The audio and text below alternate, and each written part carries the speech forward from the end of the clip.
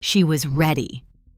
20 minutes before they were leaving, she sat at the vanity, the one with the round mirror and the 3 bottles arranged by size, and she dabbed it behind each ear, on her wrists, on the inside of her elbows, where the pulse ran close to the surface.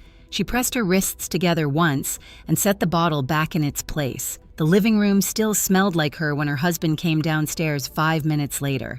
She did not choose her fragrance the way women are told to choose now, by notes, by families, by a quiz on a website. She smelled it once in the shop, and she knew. She wore it for the next 30 years.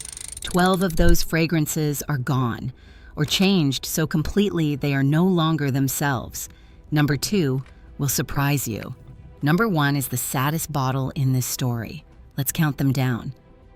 Number 12, Coty Lemont. She found it at the drugstore counter. Most women did. The beloved, that was what the name meant. Francois Coty launched Lemont in 1927 with a single intention: to give every woman access to something that smelled like it cost a great deal more than it did. Lemont was a warm, close-skin, floral oriental, powdery at the top, amber at the base, with the kind of dry down that sat quietly on the wrist for hours and still had something to say in the evening. It did not announce itself when you walked into a room. It was discovered when someone leaned close. Coty sold it in drugstores. 50 cents in the early 1950s. Less than $1 for a version that, by the standards of the day, competed with things 3 times the price. The current Lemont still exists under the Coty name. It does not smell like this. The 1927 formula contained oak moss, the ingredient that gave Coty's early classics their particular warmth and grip on the skin. Oak moss has been subject to increasing IFRA restrictions since the 1990s. What remains on the shelf is a different formula entirely, bearing the same name. She did not know it would be changed. No one sent her a letter. Number 11, Lintheric Tweed. Working women wore tweed, not because it was fashionable. It wasn't particularly fashionable, because it carried itself through the day without asking anything of you. The House of Lintheric launched it in 1933, and it smelled exactly like what the name suggested. Something outdoors and well-made, with a green, mossy top and a warm, woody base that shifted quietly over hours into something that was very nearly leather. It held its position all day, the way a well-cut coat does.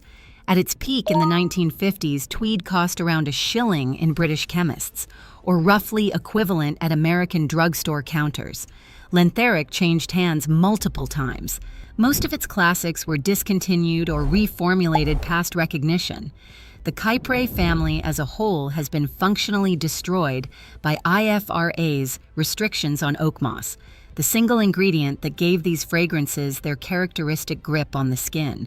A Kypre without oak moss is a house without foundations.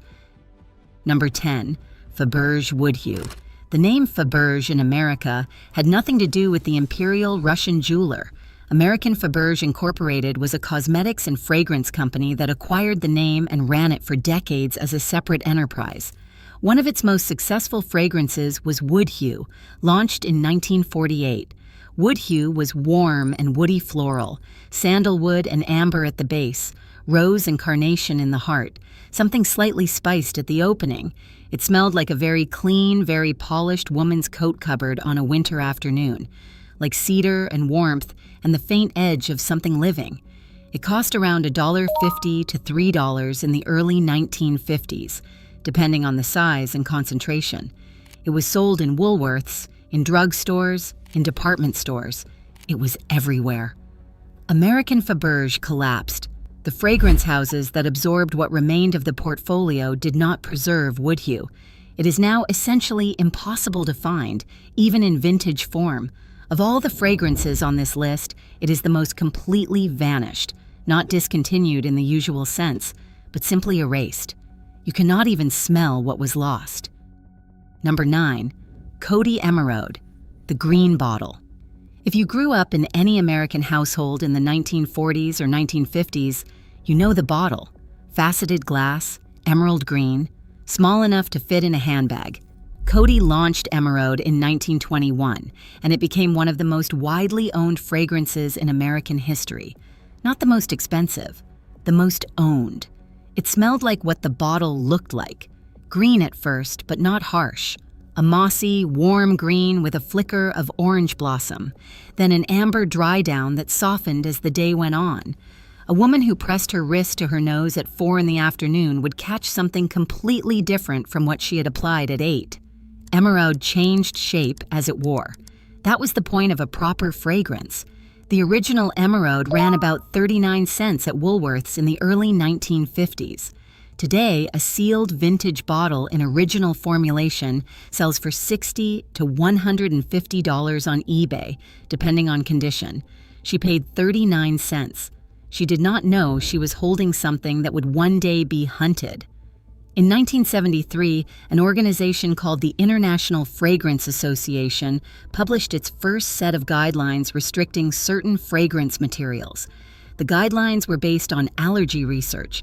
By 2009, EU cosmetics regulation made compliance effectively mandatory for any fragrance sold globally, since no house was going to maintain 2 separate formulas. The primary casualty was oak moss, Ivernia prunastri. Oak moss was the anchor of virtually every serious women's fragrance from the 1920s through the 1980s. It gave fragrances their grip on skin, their ability to change as they wore.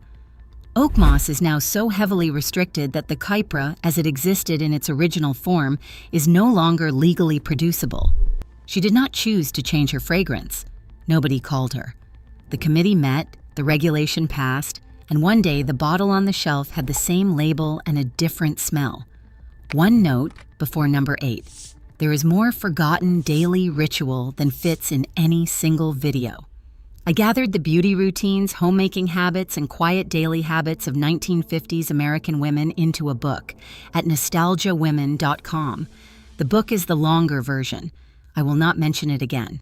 Number 8, Revlon Intimate. Frances was 26 when she bought it. The bottle was red and gold, deep fire engine red, the color of Revlon lipstick campaigns with a gold cap and the word intimate in block letters. It sat on the counter of the Revlon display at the department store in 1956, and she had not intended to buy it. She was there for lipstick. The saleswoman unscrewed the cap and held the bottle toward her. Frances bought it. Revlon's Charles Revson launched Intimate in 1955 with the tagline, "For the woman who dares to be different."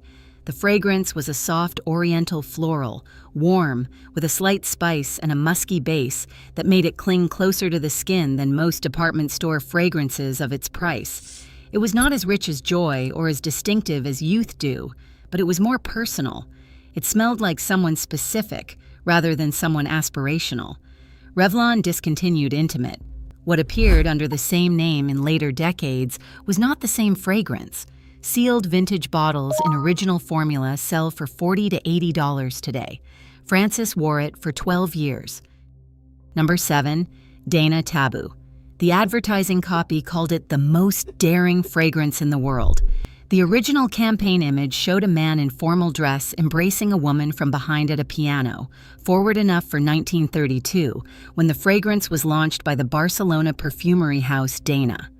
Taboo was a warm oriental, heavy amber and benzoin at the base, rose and carnation in the middle, a slightly animalic quality at the opening that settled within an hour into something close and powdery and very warm indeed. It was the kind of fragrance that felt like a decision. At its peak in the 1950s, Taboo sold at drugstore counters for around 75 cents to $1.50. It smelled confident, which in 1955 was something different entirely. The current Taboo is a reformulation. The warm animalic quality from its original musk compounds is gone. What remains is softer, less itself. Number 6, Worth Je Reviens, I Will Return.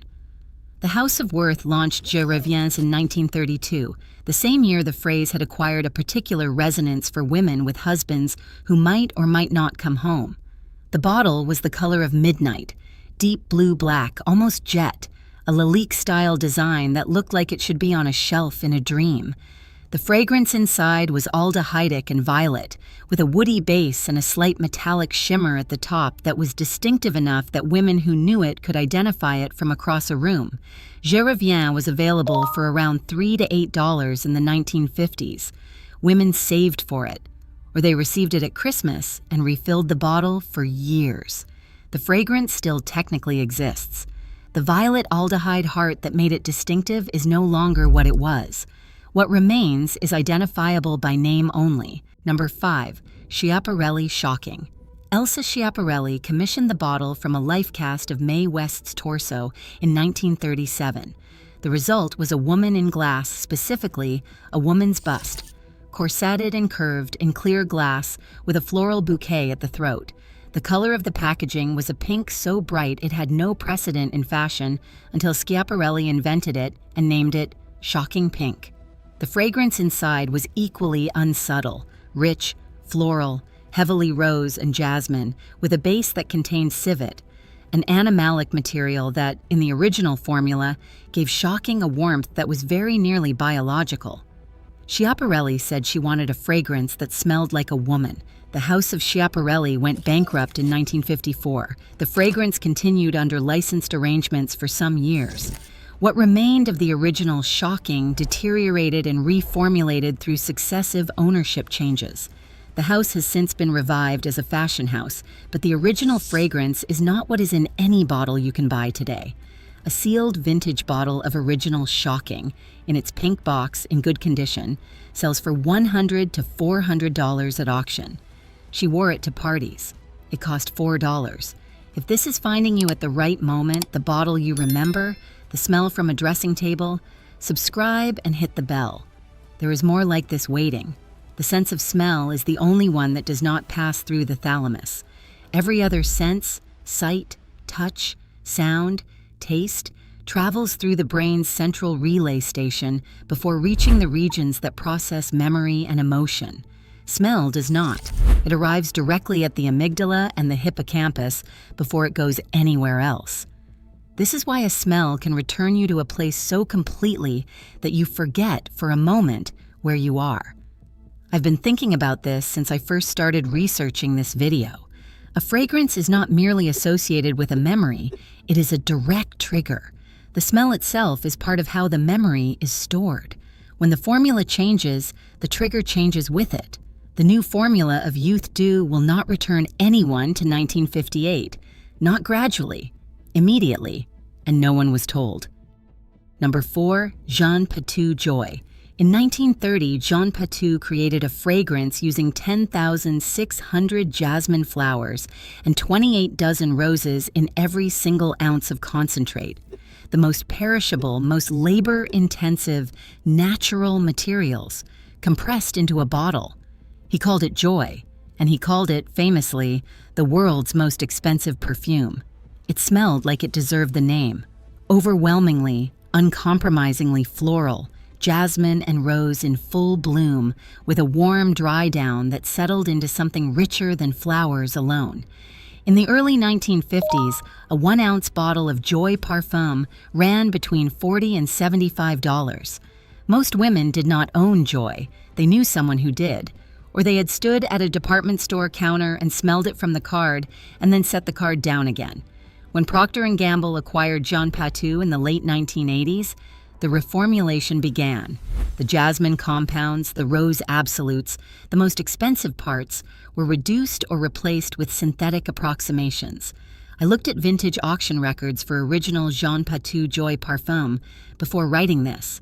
Perfumers who specialize in vintage fragrances will not call the current version the same fragrance. They call it a tribute. Joy deserved better than a tribute. Number 3. Lanvin Arpege. Every woman alive wants Arpege. That was the advertising campaign. It ran in the late 1940s and into the 1950s, and it was not modest. Neither was the bottle. A black lacquered sphere with a bas-relief of a woman and a young girl dancing together, a mother and daughter, their arms raised. André Fraisse created it in 1927 for Jeanne Lanvin as a birthday gift for her daughter.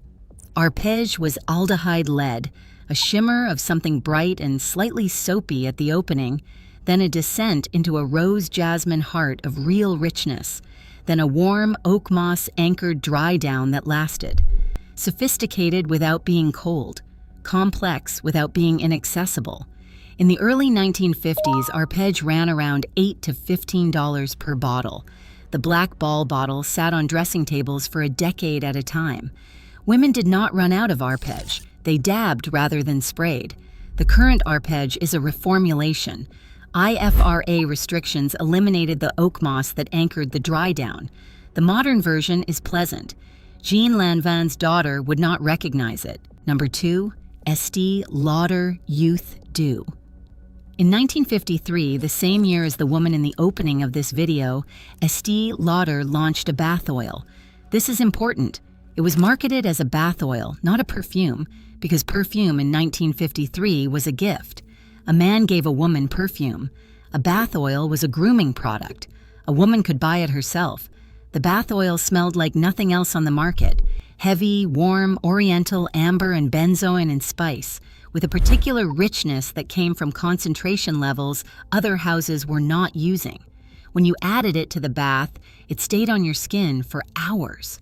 People stopped women on the street to ask what they were wearing. The name was Youth Dew. It cost $4.50 in 1953. Francis's grandmother had a bottle on the edge of her bathtub for as long as Francis could remember. The bathroom smelled of it whenever the door had been closed for even a few minutes. Warm and deep and specific, not fresh, not clean, present. Youth Dew still exists. It has been reformulated. The warm, animalic depth of the original, the quality that made it smell like something alive, is no longer what it was. You can still buy it. You cannot buy what it was. Every fragrance on this list was reformulated, discontinued, or lost for the same reason. The materials that made it itself were either banned, restricted, or too expensive to preserve when the companies that owned them changed hands. Number 1 did not belong to a fashion house. It did not cost $4 or $30. It did not come from a department store counter. It came from the 5 and dime. And it was the most loved fragrance of the 20th century that almost no one talks about anymore. Number 1, Bourgeois Evening in Paris. The bottle was midnight blue, the color of the Paris sky on the box. The Eiffel Tower, a couple in silhouette. Bourgeois named it Soir de Paris. Americans called it Evening in Paris. Both names were right. 25 cents at Woolworth's. Violet and iris over a soft, powdery, musky base. Not heavy, nothing like Youth Dew or Joy or Shocking. Modest, the fragrance that every woman in America could afford and wore every day because it was hers. A sealed original bottle sells today for $60 to $200. She paid 25 cents. She did not know she was paying for something irreplaceable. She just knew it was hers. Frances still has her grandmother's bottle of Youth Dew. The glass is dark from the oil that coated it over decades of use, and there is perhaps a quarter-inch left inside. She does not use it. She keeps it on the shelf and sometimes lifts the cap. Which one was in your house? Evening in Paris on the bathroom shelf, Youth Dew by the bath, Emeraude in the green bottle in the cabinet. Tell me which one you remember or which one you're looking for now. Leave it below. I read every one.